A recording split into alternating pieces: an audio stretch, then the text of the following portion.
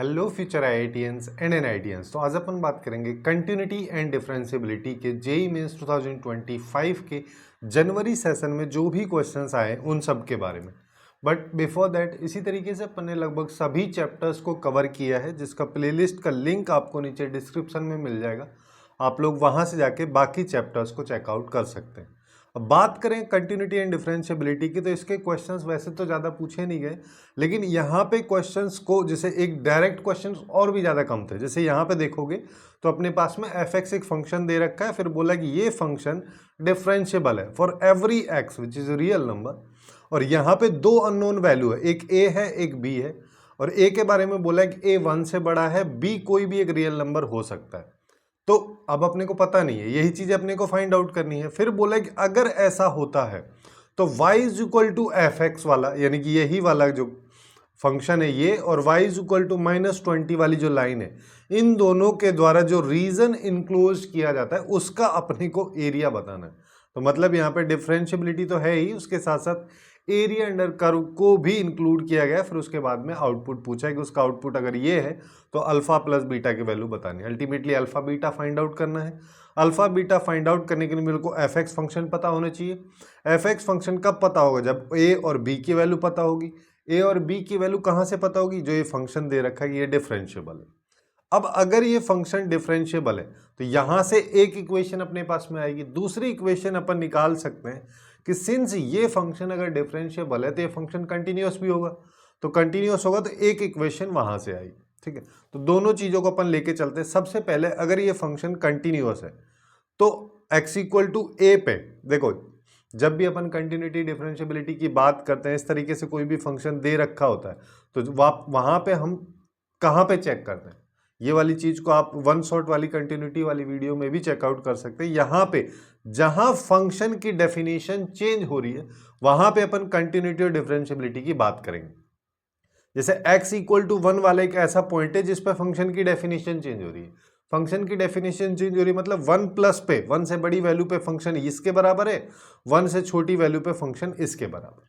तो x equal to 1 पे केवल अपन चेक करेंगे। अब देखो, अगर 1 पे चेक करना है तो कंटिन्यूटी के लिए अपने पास में क्या कंडीशन होगी? f of 1 minus f of 1 plus और f ऑफ 1 तीनों बराबर होना चाहिए, उसके साथ साथ फाइनाइट भी होना चाहिए। तो सबसे पहले f ऑफ 1 माइनस निकालो। 1 माइनस निकालेंगे तो मतलब पहले वाले फंक्शन में मैं x की जगह 1 डाल दूँ तो यानी कि -3a माइनस 2 आएगा। दूसरा f ऑफ 1 प्लस निकाल लो। 1 प्लस अगर अपन निकालेंगे तो क्या होगा? ये सेकंड वाले फंक्शन में आएगा जिसमें आ जाएगा a स्क्वायर प्लस बी, और f ऑफ 1 भी निकालोगे तो वो भी a स्क्वायर प्लस बी आएगा। सिंस ये फंक्शन डिफरेंशियबल है, जिसका मतलब फंक्शन कंटिन्यूअस भी रहा होगा, जिसका मतलब x इक्वल टू 1 पे फंक्शन कंटिन्यूअस है, तो हम यहाँ से बोल सकते हैं कि a square plus B actually में -3a माइनस 2 के बराबर होगा। अब दूसरी चीज, सिंस ये फंक्शन डिफरेंशियबल है तो देखो डिफरेंशियबिलिटी चेक करने के लिए एक तो f of x plus H वो वाला बेसिक सा लगा सकते हैं, बट मैं बोल रहा हूँ वो सब लगाने की जरूरत नहीं। सीधा सीधा क्या करोगे, एफ एक्स फंक्शन अगर अपने को दे रखा है तो इसको डिफरेंशिएट कर दो। एफ डैश एक्स अगर मान लो मैं निकालूंगा तो यहाँ पे आएगा -6ax और यहाँ पे आ जाएगा b, और ये आएगा x लेस देन 1 पे और ये x greater than equal to 1 पे। अब देखो, अब अगर ऐसा है तो अगर ये फंक्शन डिफरेंशियबल है x इक्वल टू 1 पे तो f डैश ऑफ 1 माइनस और f डैश ऑफ 1 प्लस दोनों बराबर होना चाहिए। तो f डैश ऑफ 1 माइनस निकालोगे तो -6a और ये आ जाएगा b के बराबर, तो ये होना चाहिए। अब इस इक्वेशन को इसमें डाल देते हैं तो हमारे पास में क्या आएगा कि a स्क्वायर माइनस 6a, और जो राइट साइड में लिखा है सबको लेफ्ट में ले आओ, प्लस 3a और ये आ जाएगा +2 इक्वल टू 0। ये बनेगा a square minus 3a plus 2 equal to 0। काफी स्टैंडर्ड इक्वेशन है, इसके फैक्टर्स अपने को पता ही है कि a माइनस 2 और a माइनस 1 इसके फैक्टर होंगे, तो यहां से a की वैल्यू 2 आ गई। एक तो a इक्वल टू 2 और a equal to 1, but question में क्या कह रहा है? a इज ग्रेटर देन 1, जिसका मतलब ये वाली वैल्यू होगी ही नहीं, तो केवल ये वाली वैल्यू होगी। अगर केवल a इक्वल टू 2 है तो b की वैल्यू निकाल लो, तो b की वैल्यू क्या आ जाएगी? -6a यानी कि -12। ये कोई भी रियल नंबर हो सकता है, तो ठीक है, ये हो गया। तो एक्चुअली में अब हमारे पास एफ एक्स फंक्शन क्या आ रहा है? अब हमारे पास एफ एक्स फंक्शन आया, a की वैल्यू डाल दो 2, तो 2 डालेंगे तो अपने पास में यहाँ पे आ जाएगा 6x² - 2 जब x लेस देन 1 है, और जब x ग्रेटर देन 1 है तो 2 का स्क्वायर और ये आ जाएगा -12x + 4 -12x + 4 आ जाएगा जब x greater than equal to 1। एक फंक्शन अपना ये वाला है, दूसरा ये वाला है।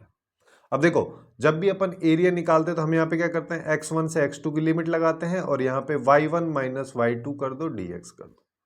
ठीक है, डायरेक्टली इससे भी कर दोगे तो ये हो जाएगा, लेकिन मैं तुमको यहाँ पे इसको समझा दे रहा हूँ। इसका ग्राफ एक्चुअली में कैसा बन रहा होगा अगर अपन रफली इसका ग्राफ ड्रॉ करें। तो देखो, यहां पे अगर मैं बात करूं कि मेरे पास में x = 1 वाली ये लाइन है, तो इससे लेस देन में अलग ग्राफ है और ग्रेटर देन इक्वल टू में अलग ग्राफ है। और सबसे पहले अगर अपन बात करें जैसे लेस देन वाले सिनेरियो में मेरे पास में -x² - 2 ये है। ठीक है, ये अपने पास में y के बराबर है। इसको अगर देखोगे तो ये एक क्वाड्रेटिक इक्वेशन लिखी हुई है, जिसका मतलब इसका ग्राफ पैराबोलिक होगा, और उसके साथ साथ इसका a नेगेटिव है तो डाउनवर्ड होगा। ठीक है, इतना अपने को समझ में आ रहा है। अब एक चीज ये देख लो कि जब x = 1 अगर मान लो मैं डालता हूं यहाँ पे तो वैल्यू -8 के बराबर आएगी। -8 अगर मान लो मैं रफली यहाँ पे मानता हूं तो यहाँ पे आएगी, लेकिन इस पे होलो सर्किल क्योंकि इक्वल टू का साइन इस पे नहीं लगा है। और अब ये y एक्सिस को कहां पे कट कर रहा होगा, उसके लिए अपन बोल देते हैं कि यहां पे जब x = 0 डालोगे तो y की वैल्यू -2 आ रही है, तो ये -2 पे कट करता हुआ ऐसे जाएगा। ठीक है, इस तरीके का ये ग्राफ अपने पास में बन रहा है, और इसको ना मैं ऐसे ले जाता हूं। ठीक है, दूसरा अपने पास में है ये वाला लाइन। ठीक है, इस लाइन को जब अपन y = मानेंगे -12x + 4, तो जब x की वैल्यू में 1 रखूंगा यहां पे तो ग्राफ कैसा जाएगा ये भी देख लेते हैं। तो यहां पे चलो इसको येलो से कर देता हूं। जब x = 0 होगा तो y की वैल्यू अपने x = 1 होगा तो -12 + 4 यानी कि -8 यानी कि यहीं पे आएगा, इसी पॉइंट पे। उसके बाद में क्या होगा, ये देखो y = x लाइन कुछ इस तरीके से जाती, y = -x लाइन ऐसे जाएगी यानी कि यहां से जाती, लेकिन अपने पास में -12x + 4 है तो ये लाइन कुछ इस तरीके से जा रही है। ठीक, अब दूसरा चीज, इसको भी ना मैं ऐसे बना देता हूं। अब इसके बाद ये तो चलो इस फंक्शन का ग्राफ बन गया। अब हमको क्या चाहिए, हमको y = -20 वाली लाइन भी चाहिए, है ना, उसके साथ ही तो इसका ग्राफ बन रहा है। तो मैं मान लेता हूं कि y = -20 कहीं यहां पे आ रहा है, इस तरीके से ये जो लाइन है y = -20 की है, तो एक पॉइंट यहां पे इंटरसेक्ट करेगी, एक पॉइंट यहां पे इंटरसेक्ट करेगी। अब ये कब इंटरसेक्ट कर रही है इस चीज को देख लेते हैं। तो सबसे पहले अपने पास में ये वाला कि -6x² - 2 y के बराबर है, y की वैल्यू -20 के बराबर है, तो यहां से x की वैल्यू निकाल लो। ये आया -6x², ये इक्वल में आ जाएगा -20 + 2 यानी कि -18, x² = 3, x की वैल्यू ±√3।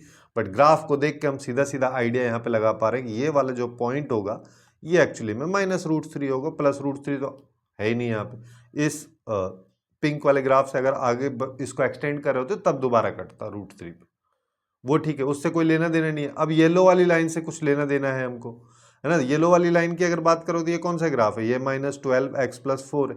अब इसको y के बराबर कर दो, यानी कि -12x + 4 = y = -20, तो -12x = अपने पास में आ जाएगा -24, x = 2, ये वाला पॉइंट।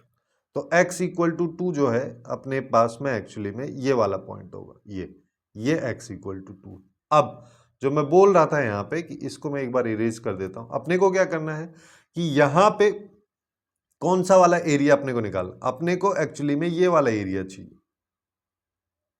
इस एरिया को निकालने के लिए मैं क्या करता हूं, एक लाइन यहां पे मान लो, ठीक है, पैराबोला और रेड लाइन के बीच में यहां तक का ग्राफ, यानी कि अपन ऐसा बोल सकते हैं कि -√3 से 1 तक मेरे को चलना है, और इस पैराबोला वाली इक्वेशन में से यानी कि -6x² - 2 में से मेरे को y1 ये हो गया, y2 यानी कि -20 को इसमें से माइनस करोगे तो +20 हो जाना है, इसका इंटीग्रेशन करना है।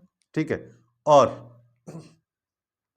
फिर प्लस कर दो, एक तो इतना वाला एरिया चाहिए, फिर उसके बाद आगे वाला एरिया अपने को 1 से 2 तक चाहिए। 1 से 2 में कहाँ से कहाँ चाहिए, येलो वाली लाइन का एरिया, ठीक है, येलो वाली लाइन को ले लो, -12x + 4, इसमें से माइनस करेंगे -20 तो ये +20 हो जाएगा, ये dx। इसको अगर अपन ने निकाल लिया तो ये इसके बराबर आ जाएगा, यहाँ से अल्फा बीटा अपने पास आ जाएंगे काफ़ी आसानी से।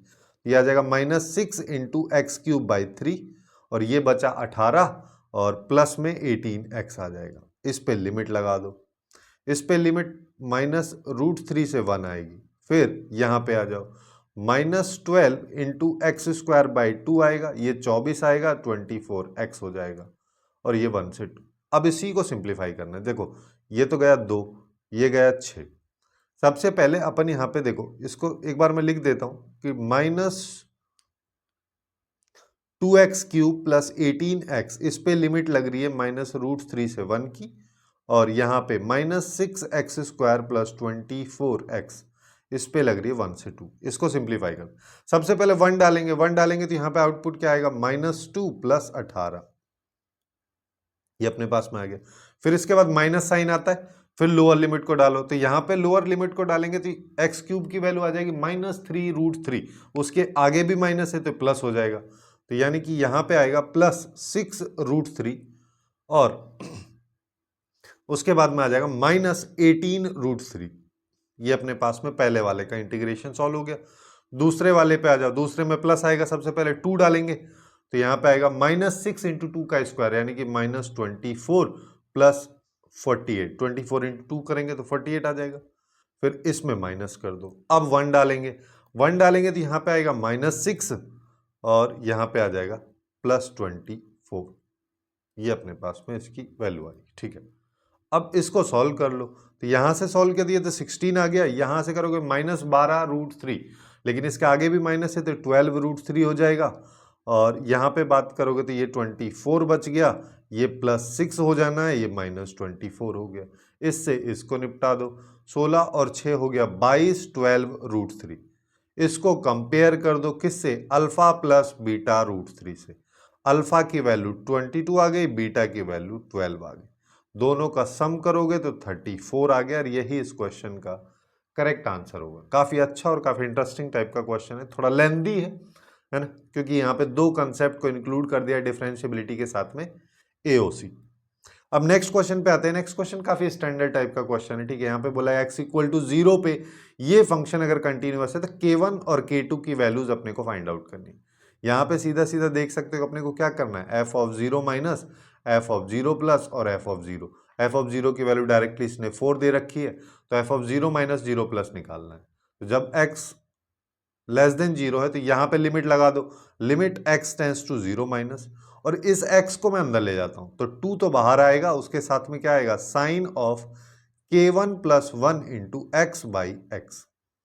फिर यहाँ पे बीच में इस प्लस को मैं थोड़ा सा दूर लिख रहा हूं, है ना, अभी समझ में आएगा क्यों लिख रहा हूं। यहाँ पे आ जाएगा साइन ऑफ k2 - 1 × x/x, ये अपने पास में आ रहा है।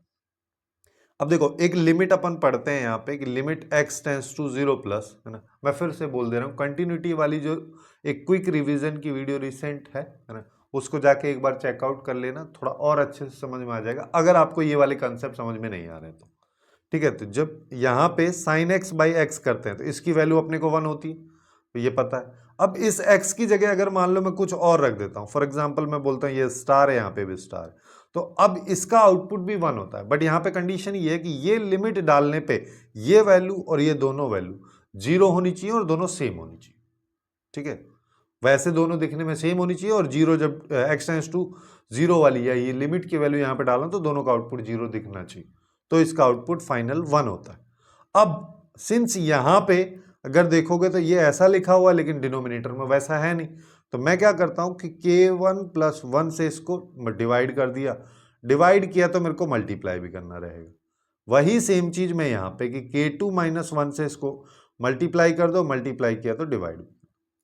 ये अब इससे क्या होगा कि ये वाला जो पोर्शन है इसकी वैल्यू हो गई 1, ऐसे ही ये वाले पोर्शन की वैल्यू भी हो गई 1। तो अल्टीमेटली अपने पास में क्या आ रहा है, limit x tends to 0 minus, यहाँ पे 2 आ जाएगा, यहाँ पे आएगा k1 + 1, यहाँ पे आ जाएगा k2 - 1 से 1 गया, इसका आउटपुट आ रहा है ट्वाइस ऑफ k1 + k2। ये एक्चुअली में क्वेश्चन के बेसिस पे अगर देखोगे तो एफ ऑफ 0 के बराबर है, जिसकी वैल्यू पता है, तो twice of k1 plus k2 को मैं बोल सकता हूं 4 के बराबर है, तो यहां से k1 plus k2 equal to 4 आ जाएगा। ये तो एक इक्वेशन आई। ऐसे ही दूसरी इक्वेशन निकाल लेते हैं। दूसरी इक्वेशन हम कहां से निकालेंगे? 0 प्लस से, यानी कि लिमिट जब x टेंस टू 0 प्लस डालता हूं तो 2/x है, तो 2 को मैं वापस से बाहर रखता हूं, तो यहां पे आ जाएगा ln लिखा हुआ है ये 2 प्लस k1 ये आ जाएगा, और 2 प्लस k2x बाई एक्स ये लिखा हूं। ठीक है, जैसे ही x टेंस टू 0 डालूंगा मेरे को सीधा सीधा दिख रहा है ये 0/0 फॉर्म है ना। इतना तो आपको समझ में आना चाहिए इजीली। अब इस 0/0 फॉर्म है तो बहुत सारे तरीके से हम इसको सॉल्व कर सकते हैं। चाहे तो इसको 1 प्लस ln x वाली लिमिट में कन्वर्ट करने की कोशिश कर सकते हैं, बट मैं बोल रहा हूँ ये सब करने के बजाय सीधा ना LH रूल लगा दो, बिना फालतू को कोई ज़्यादा झंझट नहीं पालना है। तो यहाँ पे limit x tends to 0 plus हो जाएगा, बाहर 2 आएगा, डिनोमिनेटर में 1 हो जाएगा जब उसका डिफ्रेंशिएशन करेंगे। ln x का डिफ्रेंशिएशन करोगे तो 1/x हो जाएगा, जिसका मतलब ट्वाइस अपॉन, है ना। देखो ऐसा करते हैं, डिवाइड में 1 आएगा, 1 को लिखो ही मत, ठीक है। चाहो तो 1 को एक बार लिख लो। यहाँ पे क्या आएगा? ट्वाइस ऑफ 1/, हो जाएगा, यानी कि इसका उल्टा कर दो ये वाली वैल्यू का। ये क्या आएगा? 2 plus k2x by 2 plus k1x, है ना, बाई 1। मैं एक्चुअली में इसको हटा देता हूं बाई 1 को, तो मैं यहाँ पे इसको क्या लिख सकता हूँ? 2 प्लस k1x अपॉन 2, सॉरी ये आ जाएगा k2x और 2 प्लस k1x, ये अपने पास में आया। उसके बाद अब अंदर वाली वैल्यू को भी तो डिफरेंशिएशन करना है, ये u बाई v में है, तो इसका डिफरेंशिएशन क्या होता है? सबसे पहले डिनोमिनेटर का स्क्वायर लिख दो, यानी कि 2 प्लस k2x वाले का स्क्वायर हो गया। उसके बाद न्यूमरेटर में जो लिखा है उसका डिफरेंशिएशन कर दो। उसका करेंगे तो वहां से केवल k1 बचेगा, और जो डिनोमिनेटर है उसको लिख देते हैं, फिर लगाओ माइनस साइन, फिर उसके बाद डिनोमिनेटर का डिफरेंशिएशन कर दो, और जो न्यूमरेटर है उसको एज इट इज लिख दो। ये अपने पास में वैल्यू आई। अब हमको क्या करना है? अब हम यहाँ पे लिमिट डाल देते हैं। जैसे ही मैं यहाँ पे लिमिट डालूंगा, देखो क्या होगा।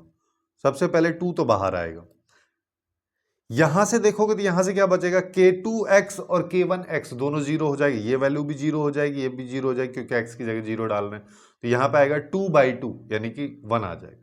ठीक है, उसको लिखो या मत लिखो कोई फर्क नहीं पड़ रहा। ऐसे ही इधर आ जाओ, ये वाला पोर्शन 0 हो जाएगा, तो डिनोमिनेटर में आएगा 4, क्योंकि 2 का होल स्क्वायर बचेगा। न्यूमिनेटर में बात करोगे तो ये 0 हो जाना है, ये भी 0 हो जाना है, तो यहां से आएगा 2k1 माइनस 2k2, जिसमें 2 को मैं बाहर ले लेता हूं तो k1 माइनस k2 आ जाए। अब देखो 2 और इंटू 2 करेंगे 4, 4 से 4 गया, तो ये वैल्यू आ रही है k1 माइनस k2। क्वेश्चन के बेसिस पे f ऑफ 0 के बराबर होना चाहिए, यानी कि 4 के बराबर। तो हमारे पास दो इक्वेशंस आ गई। पहली equation k1 plus k2 equal to 4 और k1 minus k2 equal to 4। अच्छा एक सेकेंड, ये 4 नहीं, ये तो 2 आ जाएगा। ठीक है, यहां पे मैं ये वाली चीज भूल गया था। ठीक है, 2 यहां पे है तो इसको डिवाइड करेंगे तो 2 हो जाएगा। अब देखो, अब अपने पास में ये आ चुका है। अब हमको क्या करना है? दोनों इक्वेशंस को सिंप्लीफाई कर दो कि k1 plus k2 equal to 2 है, k1 minus k2 equal to 4 है। दोनों को ऐड करेंगे, इससे ये गया twice k1 equal to 6, k1 equal to 3। अगर k1 3 है तो यहां से k2 निकाल लो, k2 क्या हो जाएगा? k1 माइनस 4, तो k2 की वैल्यू आ गई -1। ये क्या कह रहा है कि दोनों का होल स्क्वायर कर दो, सम कर दो। 3 का स्क्वायर प्लस -1 का स्क्वायर, ये आ गया 10, जो कि अपने को सी ऑप्शन में दे रखा है, ये इसका करेक्ट आंसर हो जाएगा। अब नेक्स्ट क्वेश्चन पे आ जाओ। यहाँ पे ग्रेटेस्ट इंटीजर फंक्शन का यूज इसने कर रखा है, और फिर बोला है कि m जो है वो नंबर ऑफ पॉइंट है जहां पे फंक्शन नॉट कंटिन्यूस है, यानी कि डिसकंटिन्यूस है। n जो है वो नंबर ऑफ पॉइंट्स है जहां पे नॉन डिफरेंशिएबल।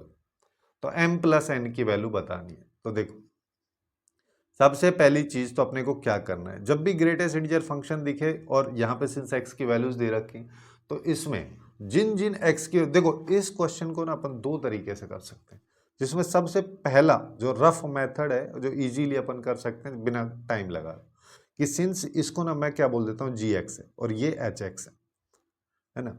अब अगर मान लो मैं gx की बात करूं, जैसे fx फंक्शन जो है अगर ये देखो यहां पे gx फंक्शन अगर डिसकंटिन्यूअस होगा और hx फंक्शन कंटिन्यूअस होगा तब भी fx फंक्शन डिसकंटिन्यूअस होगा, और दोनों डिसकंटिन्यूअस होंगे तब भी होगा। तो इनकी डिसकंटिन्यूटी अलग अलग अगर मान लो मैं निकालना चाहूँ, जैसे greatest integer function of x है, ये कहाँ कहाँ पे डिसकंटिन्यूस होता है? इंटीजर्स पे। -2 से 3 के बीच में कौन कौन से इंटीजर्स आएंगे? -1, 0, 1 और 2 यहाँ पे। ये है मॉड वाला, ये तो कहीं पे होगा ही नहीं, ये तो हर जगह पे कंटिन्यूस होगा। लेकिन fx जो है इन दोनों का सम है, तो fx कहाँ कहाँ पे डिसकंटिन्यूस होगा? इन चारों पॉइंट्स पे। तो number of point of discontinuity 4 आ गया। अब यहीं से अब ये वाला चीज भी अपन आइडिया लगा सकते हैं कि ये जो है नॉन डिफरेंशिएबल कहाँ पे होगा। नॉन डिफरेंशिएबल के लिए क्या क्या कंडीशंस होती है? मेनली 3 कंडीशन होती है कि जहां जहां पे फंक्शन डिसकंटिन्यूअस है वहां पे नॉन डिफरेंशिएबल होगा। उसके साथ साथ अगर ग्राफ में कहीं पे कोई शार्प पॉइंट आ रहा है तो वहां पे फंक्शन डिफरेंशिएबल नॉन डिफरेंशिएबल होगा। उसके साथ साथ अगर कहीं पे कोई वर्टिकल टेंजेंट बन रहा है ग्राफ में तो भी वहां पे होगा। लेकिन इस चीज को हम देखेंगे कैसे? सबसे पहला है डिसकंटिन्यूटी वाला। इसको अपन कैसे देख सकते हैं भाई? हमको सीधा सीधा पता चल रहा है ना, 4 पॉइंट पे डिसकंटिन्यूस है, 4 पॉइंट तो यहां से हो गए।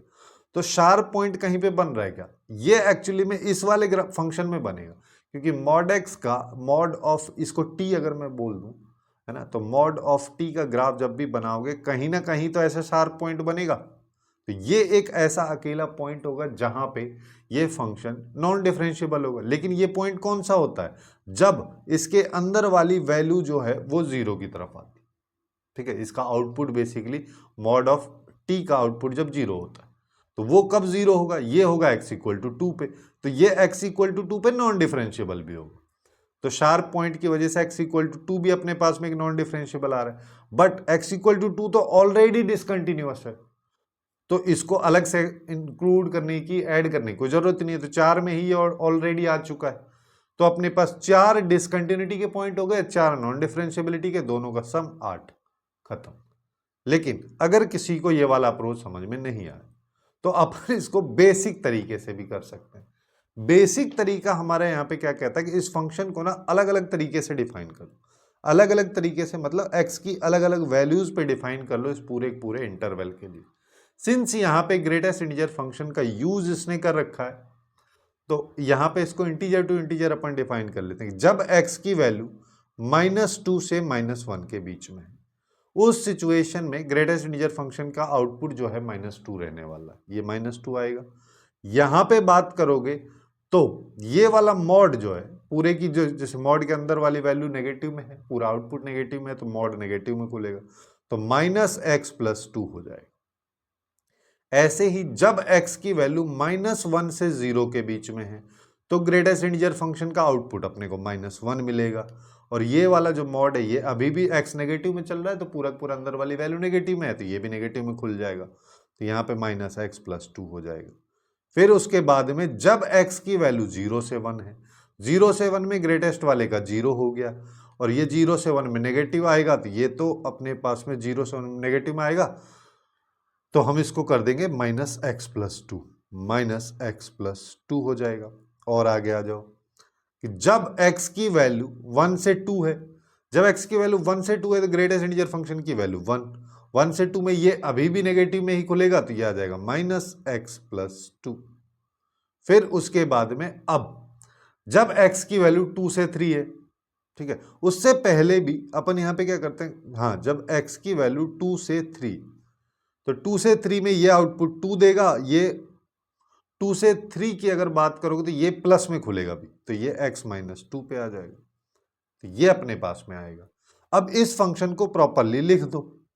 प्रॉपरली लिखने का मतलब जो कट रहा है उसको काट देते, जैसे -x आएगा पहले जब x की वैल्यू यहां से यहां है, फिर इसके बाद में -x+1 आएगा जब x की वैल्यू हमारे पास ये है, फिर इसके बाद -x+2 आएगा जब x की वैल्यू 0 से 1 है, फिर -x+3 आएगा जब x की वैल्यू 1 से 2 है, फिर x आएगा कब? जब x की वैल्यू 2 से 3 है। अब मेरे पास एक्चुअली में ये वाला फंक्शन आ चुका है। ये जो फंक्शन लिखा हुआ है इसको हम ये लिख सकते हैं। अब ये अगर मान लो मैं लिख दे रहा हूं तो देखो कंटिन्यूटी डिफरेंशिएबिलिटी, अब देखो यहां पे दो तरीके से कर सकते हैं। एक तो सबसे पहले fx दिख रहा है, fx दिख रहा है तो यहाँ पे जहां जहां पे फंक्शन की डेफिनेशन चेंज हो रही है वहां पे कंटिन्यूटी डिसकंटिन्यूटी चेक कर लो, फिर इसका एफ डैश एक्स निकाल लो, फिर उन्हीं पॉइंट्स पे डिफरेंशिएबिलिटी चेक कर लो, वहां से हो जाएगा।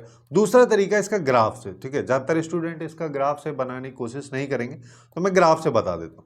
तो ग्राफ से क्या हो रहा है, क्योंकि उस वाले प्रोसेस से तो आप कर ही लोगे जो मैं बता रहा हूं यहाँ पे, कि कंटिन्यूटी चेक करना है एक पॉइंट पे जहां जहां पे फंक्शन की डेफिनेशन चेंज हो रही। तो जब x की वैल्यू -2 से, देखो यहां से चलते हैं, -2 -1, ये 0 हो गया, ये 1 आ जाएगा, ये 2 ले लो, ये ले लो 3। अब जब x की वैल्यू -2 से -1 के बीच में है, तो ये ग्राफ आएगा y = -x का, जिसमें दोनों वैल्यूज इंक्लूडेड नहीं। पहली चीज, जब x की वैल्यू -1 से 0 में, तो ग्राफ कैसा आएगा, -x+1। -x+1 का ग्राफ अभी कैसा आएगा, एक्चुअली में इसी लाइन के पैरेलल रहेगा, बस 1 पॉइंट ऊपर खिसक जाएगा। जैसे देखो y = -x की बात करोगे तो वो यहां से जाएगी, है ना। वहीं पे अगर मान लो मैं तुमसे बोलता हूँ -x+1 की बात करोगे तो वो लाइन ऊपर हो जाएगी, एक पॉइंट ऊपर हो जाएगी, -x+2 -x+3 ये सब हो जाएगी, -x -1 ये ऐसे चलती जाएगी। तो इसी चीज को अपन ध्यान में रखते हुए यहाँ पे चल रहे हैं। तो यहाँ पे क्या हो जाएगा, ये आएगा, देखो वैसे चाहो तो इस पे आउटपुट भी निकाल लो, -1 पे 2 आउटपुट आएगा, ठीक है, -1 पे अपने को 2 आउटपुट मिलेगा। पहले वाले में क्या मिलेगा, पहले वाले में 1 आउटपुट मिल रहा होगा और दूसरे वाले में 2 आउटपुट मिलेगा। 2 आउटपुट को मैं यहाँ पे रख दे रहा हूँ, तो 2 आउटपुट मेरे को यहाँ पे मिलेगा, -1 इसमें इंक्लूडेड है, उसके बाद 0 पे मेरे को आउटपुट ये वाला मिलेगा, ठीक है। ये लगभग इसके इक्विवेलेंट आएगा, है ना, बस ये थोड़ा सा एलोंगेट हो गया है और कुछ नहीं है, ठीक है, ग्राफ प्रॉपरली नहीं बन पा रहा है उस चीज पे, ठीक है। अब थोड़ा सा और आगे चलते हैं, जब 0 से 1 में जा रहे हैं हम, 0 से 1 में जब मैं जा रहा हूं तो -x+2 है। अब जब x 0 है तो वैल्यू 2, और जब 1 की तरफ जा रही तो ये आ रही, इस तरीके का। देखो यहां पे भी देखोगे तो ये ग्राफ ऐसे बने, जिसमें ये वाली वैल्यू इंक्लूडेड है, ये वाली नहीं है, इधर ये वाली इंक्लूडेड है, नीचे वाली नहीं है। फिर और आगे आ जाओ, अब 1 से 2 में जाओगे तो -x+3 आएगा। फिर से और आगे चलेंगे अपन 1 से 2 में, ठीक है, तो भी ये आएगा, जिसमें ये 1 यहां पे आ जाएगा। अब 2 से 3 में जाओगे तो x है, y = x वाली लाइन है, ठीक है। y = x वाली लाइन क्या कहती है अपने को, y = x वाली लाइन कहती है कि जब x = 2 पे 2 मिलेगा मेरे को, लेकिन यहां पे देखोगे तो इसमें x = 2 पे अपने को 1 मिल रहा था, लेकिन यहां पे 2 पे 2 मिलेगा, जिसका मतलब ये लाइन यहां से 2 से 3, ये y = x वाली लाइन अपने पास में जाएगी। ऐसा कुछ इसका रफली ग्राफ अपने पास में बनेगा। अब अगर मान लो सिंस ये 3 पे है ही नहीं, तो 3 पे होलो सर्किल, एंड पॉइंट्स की बात करता है, एंड पॉइंट्स पे इक्वल टू का साइन लगा नहीं है, तो वहां पे अपन चेक ही नहीं करेंगे, क्योंकि ये ओपन ब्रैकेट हो गया ना। अब कहां कहां पे फंक्शन डिसकंटिन्यूअस है, डिसकंटिन्यूटी की बात करोगे तो सीधा सीधा दिख रहा है, देखो एंड पॉइंट पे हम चेक नहीं करेंगे तो -1 पे है, फिर 0 पे है, 1 पे है और 2 पे है। उसके साथ साथ और नॉन डिफरेंशिएबिलिटी की बात करोगे तो नॉन डिफरेंशिएबल भी उन्हीं केवल पॉइंट्स पे है, -1 पे, 0 पे, 1 पे और 2, क्योंकि उसके बीच में किसी भी पॉइंट को देखोगे तो स्ट्रेट लाइन है। स्ट्रेट लाइन का मतलब यहां पे क्या हो रहा है, बीच में कहीं पे भी कोई भी पॉइंट लोगे, डिफरेंशिएबिलिटी चेक करो तो स्ट्रेट लाइन है, जिसका मतलब उसका स्लोप एग्जिस्ट कर रहा है, यानी कि f' एग्जिस्ट कर रहा है, तो फंक्शन डिफरेंशिएबल तो होगा ही होगा, लेकिन इन पॉइंट्स पे नहीं होगा। तो यानी कि 4 पॉइंट यहां पे आ गए, 4 पॉइंट यहां पे आ गए, टोटल हो गए 8, जैसा कि अभी अपन पहले निकाला था। इस तरीके से भी इस क्वेश्चन को किया जा सकता है, ठीक है। 3 मेथड इस क्वेश्चन के बारे में बता दिया, एक तो जो स्टार्टिंग वाला शॉर्ट अप्रोच था, दूसरा वाला कि fx यहां तक निकालो, फिर जो जहां जहां पे डेफिनेशन चेंज हो रही है वहां पे चेक कर लो, फिर इस एक बार f' की वैल्यू निकाल लो, जैसे -1 ये सब आ जाएगी, फिर यहां पे चेक कर लो, और तीसरा ग्राफ वाला मेथड।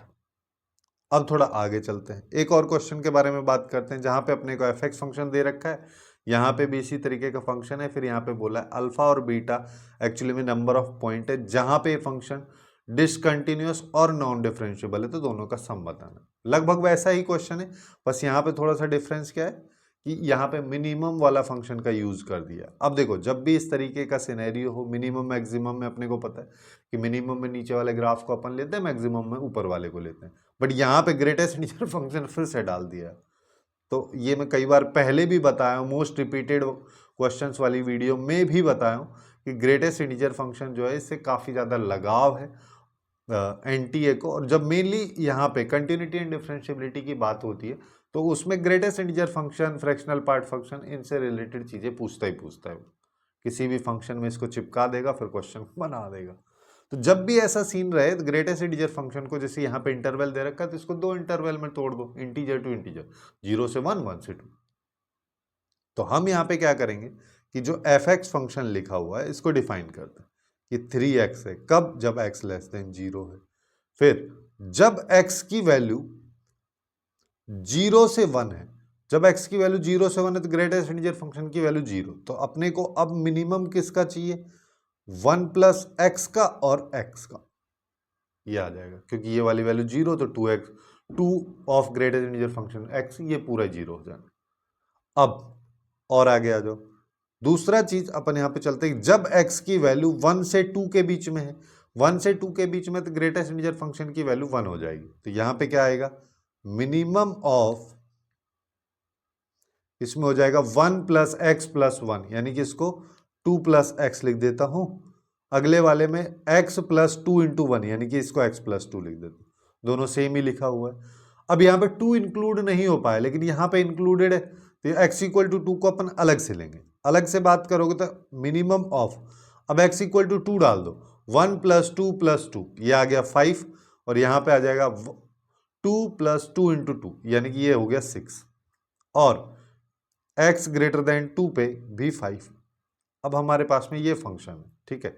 अब इस फंक्शन को हम प्रॉपर्ली लिख देते हैं वापस से कि एफ एक्स फंक्शन एक्चुअली में क्या लिखा हुआ है। सबसे पहले तो लिखा हुआ है 3x कब, जब x लेस देन 0 है। दूसरा केस ये वाला है।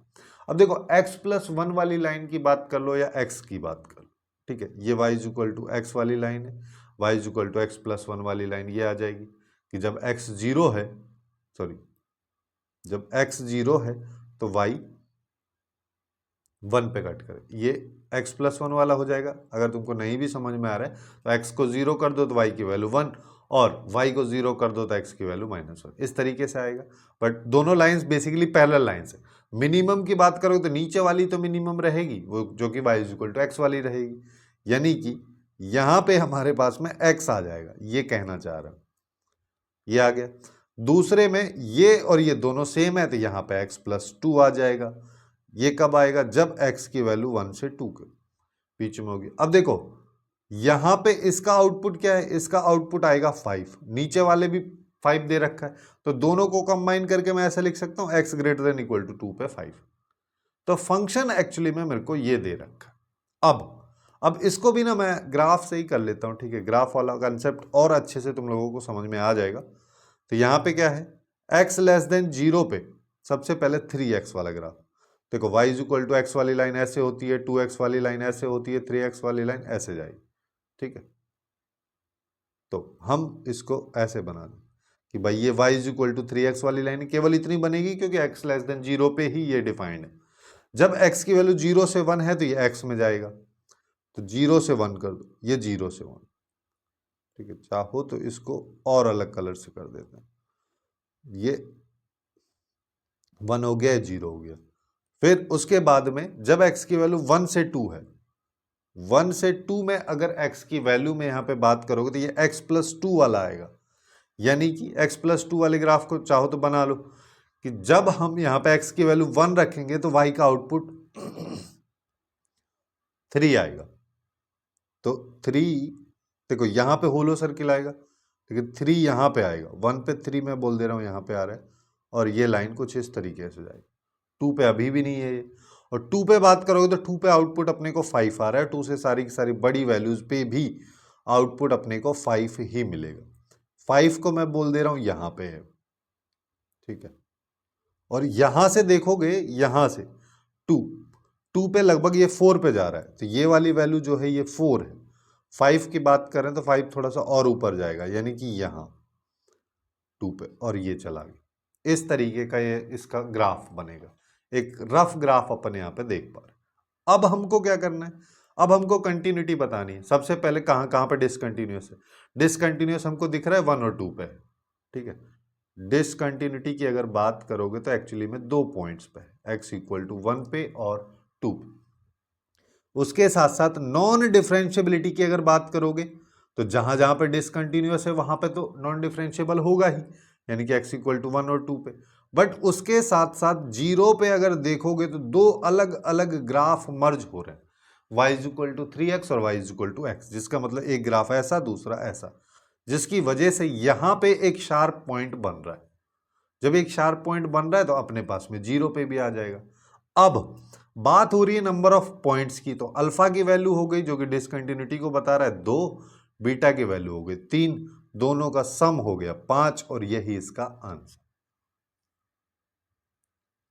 अब नेक्स्ट क्वेश्चन पे आ जाओ, ठीक है। ये वाला क्वेश्चन भी काफी अच्छा क्वेश्चन है, वैसे इसको बिना ग्राफ से भी कर सकते हो, सीधे सीधे यहाँ पे फंक्शन में, फिर उस तरीके से। अब नेक्स्ट क्वेश्चन की बात करते हैं। ये वाला क्वेश्चन भी थोड़ा सा अटपटा टाइप का लगा मेरे को, ठीक है। देखो फिर भी अपन इसको कोशिश करते हैं यहाँ पे, कि जैसे यहाँ पे ये लिखा है, अपने को क्या बोला है कि अपने पास में ये एक पूरा पूरा फंक्शन है जिसमें ए नहीं दे रखा है, फिर बोला ये एक नॉन डिफरेंशियबल फंक्शन है एक्चुअली में, दो वैल्यूज पे, एक अल्फा पे एक बीटा पे, जहां पे अल्फा की वैल्यू 2 है, बीटा की वैल्यू हमको नहीं पता है। फिर देखो दूसरा चैप्टर यहाँ पे इंक्लूड हो गया। फिर क्या कह रहा है कि तो ये अल्फा कॉमा बीटा जो है ये एक्चुअली में एक पॉइंट है, इस पॉइंट का इस लाइन पे डिस्टेंस, मतलब जब किसी भी पॉइंट का लाइन पे डायरेक्ट डिस्टेंस की बात करें तो वह एक्चुअली में परपेंडिकुलर डिस्टेंस की बात, तो वो अपने को निकालनी। अब देखो सबसे पहले एक एक चीज को अपन समझते हैं, सबसे पहले इसकी कहानी समझ लो। देखो यहाँ पे अगर बात करोगे तो जब x greater than equal to 0 रहेगा तो x को अपन x लिख सकते हैं, मॉड x को, और जब लेस देन 0 रहेगा तो माइनस x लिख सकते हैं। लेकिन हमको क्या पता है कि cos ऑफ माइनस x लिखो या cos x, दोनों की वैल्यू बराबर ही रहती है, बात बराबर है।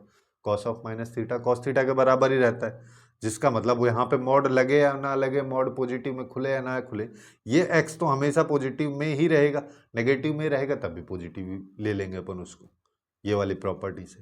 तो जिसका मतलब cos ऑफ जो मॉड x लिखा है ये एक्चुअली में cos x लिखा है। अब देखो, अब हमारे पास में fx एक फंक्शन है जिसमें ये एक पूरा फंक्शन है, इसको मैं बोल देता हूं gx, ठीक है, और इसको मैं बोल देता हूं hx। अब यहां पे एक चीज समझो कि fx अगर मेरे पास में एक फंक्शन है gx प्लस hx के फॉर्म में, और इसके बारे में बोल रहा है नॉन डिफरेंशियबल है ना। अब ये नॉन डिफरेंशियबल कब होगा, ऐसा हो सकता है जब ये फंक्शन भी नॉन डिफरेंशियबल हो, ये भी नॉन डिफरेंशियबल हो। ऐसा हो सकता है कि केवल ये नॉन डिफरेंशियबल हो बट ये डिफरेंशियबल हो। ऐसा भी हो सकता है केवल ये डिफरेंशियबल हो, ये नॉन डिफरेंशियबल हो, ठीक है।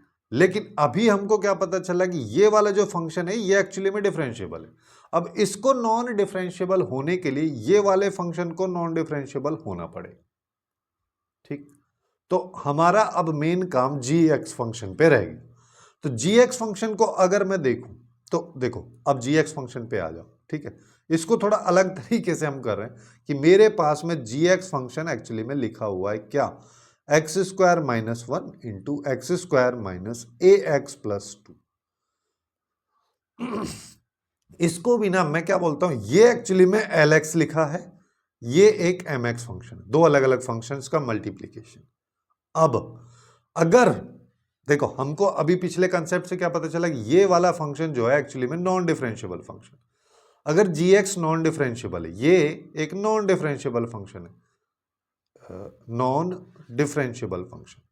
अब ये अगर एक नॉन डिफरेंशियबल फंक्शन है तो कब हो सकता है नॉन डिफरेंशियबल, देखो अगर ये दोनों फंक्शन डिफरेंशियबल होंगे तो इसका आउटपुट डिफरेंशियबल ही होगा, है ना। दूसरा चीज कि अगर ये फंक्शन देखो, अगर मान लो ये नॉन डिफरेंशियबल हो, ये डिफरेंशियबल हो, ये डिफरेंशियबल हो, ये नॉन डिफरेंशियबल हो, ये नॉन डिफरेंशियबल हो, ये नॉन डिफरेंशियबल हो, तो पॉसिबिलिटी यहां पे नॉन डिफरेंशियबिलिटी की बनती है।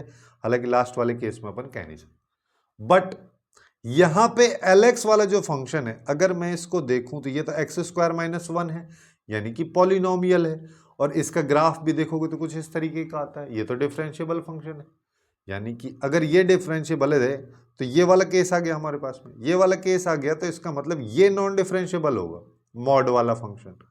इस पे बात करनी है हमको एक्चुअली में, इस वाले फंक्शन कि ये नॉन डिफरेंशिएबल है। अब ये वाला फंक्शन अगर नॉन डिफरेंशिएबल है तो देखो, मॉड के अंदर क्वाड्रेटिक लिखा है ना, मॉड के अंदर अगर मान लो कोई भी एक को, जैसे x² - 2x + 2 इस तरीके का कोई क्वाड्रेटिक लिखा रहता, हालांकि ये तो x - 2 का जैसे ये x - 2 का होल स्क्वायर हो गया। तो जैसे अगर मान लो कोई भी क्वाड्रेटिक रहता, तो मॉड में कहानी क्या रहती है कि अगर मान लो मेरे पास में कोई क्वाड्रेटिक है, उसका ग्राफ इस तरीके का बन रहा है, अगर उसके रियल रूट्स हैं अल्फा और बीटा, और अब अगर उस पूरी क्वाड्रेटिक पे मॉड लग जाता है तो ये वाले ग्राफ को अपन हटा देते हैं, है ना। उसके बाद हम क्या करते हैं, इसी ग्राफ का जो नीचे बन रहा था ये वाला, इसका मिरर इमेज ऊपर लेते हैं, जिससे क्या हो रहा है कि यहां पे अगर देखोगे तो यहां पे एक शार्प पॉइंट बन रहा है, और यहां पे देखोगे तो यहां पे भी एक शार्प पॉइंट बन रहा है। दो शार्प पॉइंट की वजह से ये फंक्शन नॉन डिफरेंशिएबल, ठीक है। अब ये दो शार्प पॉइंट कब बनता है, ये बन रहा है इस पे रूट्स पे, ठीक है। वही चीज अपने को यहां पे अप्लाई करनी है कि ये फंक्शन अगर नॉन डिफरेंशिएबल फंक्शन है तो ये कहां पे नॉन डिफरेंशिएबल होगा, इसके रूट्स पे, क्योंकि वहीं पे ये इसकी जो वैल्यूज हैं कुछ इस तरीके के शार्प पॉइंट बनाएंगी, जो रूट्स वाली वैल्यूज। अब क्या कह रहा है कि x = अल्फा और बीटा पे नॉन डिफरेंशिएबल है, अल्फा की वैल्यू 2 है, जिसका मतलब एक रूट 2 हो गया। इसके रूट्स को अगर मैं x1 और x2 बोल दूं तो मेरे को यहां पे क्या पता चल रहा है कि x1 × x2 इसकी वैल्यू 2 के बराबर है, c/a कर दिया, है ना। इसको अल्फा और बीटा भी ले लो, ये भी 2 के बराबर है। अल्फा की वैल्यू खुद 2 है तो ये आ गया, तो बीटा की वैल्यू 1 आ गई, ठीक है। तो यहां से हम कुछ इस तरीके से, ठीक है, काफी लोगों को हो सकता है अटपटा भी लगाओ, तो वापस से जाकर देख लेना, समझ में आ जाएगा, ठीक है। अब दोनों पॉइंट्स हमारे पास में निकल चुके हैं। अब अल्फा और बीटा, अल्फा तो दे ही रखा था, बीटा भी निकल गया, जिसका मतलब अल्फा कॉमा बीटा मेरे पास में 2,1 आ गया। अब मेरे को क्या चाहिए, परपेंडिकुलर डिस्टेंस। अब काम खत्म हो गया। परपेंडिकुलर डिस्टेंस क्या होती है, सबसे पहले मॉड आता है, फिर उसके बाद में इस पॉइंट को लाइन में डाल दो, तो 12 × 2 + 5 × 1 + 10 divide by root of x² का कोफिशिएंट का होल स्क्वायर, और सॉरी x के कोफिशिएंट का और y के कोफिशिएंट, ठीक है। सबसे पहली चीज तो देखो, हो सकता है आगे वाले क्वेश्चंस में, इसमें तो नहीं, स्ट्रेट लाइन में अपने को जरूरत पड़ेगी कि इस मॉड का होना भी वहां पे जरूरी है, क्योंकि आगे अगर मान लो कोई बोल दे वैल्यू लैम्बडा के बराबर तो +- लैम्बडा आता है। दूसरी चीज यहाँ पे जो लाइन है, हालांकि ये लाइन तो ऐसे ही फॉर्मेट में दे रखी है, बट इसको हो सकता है वो ऐसे भी दे देता कि y = -5, सॉरी y = -12x + 10/5, ये। तो अपने को जो लाइन है वो एक्चुअली में किस फॉर्मेट में चाहिए, ये भी ध्यान होना चाहिए, ax + by + c = 0, इस फॉर्मेट में लाइन होनी चाहिए। अब इसको सॉल्व कर लो तो ये 24 आ गया, ये 5 आ गया, 10 आ गया, और नीचे 13 आ जाएगा, वो तो सबको पता ही होगा। ऊपर 39, नीचे ये, तो आ गया 3, जो कि अपने को बी ऑप्शन में दे रखा है, तो ये इसका करेक्ट आंसर हो जाएगा। तो कुछ इस तरीके से कंटिन्यूटी के, हालांकि काफ़ी कम क्वेश्चंस थे, बट थोड़ा ज़्यादा टाइम लग गया अपने को, क्योंकि क्वेश्चंस काफ़ी ज़्यादा कैलकुलेटिव और लेंदी टाइप के हैं, और मैं यहाँ पे 2-2, 3-3 स्टेप से, मेथड से सॉरी बताया हूँ क्वेश्चंस को। तो यही कुछ तरीके हैं।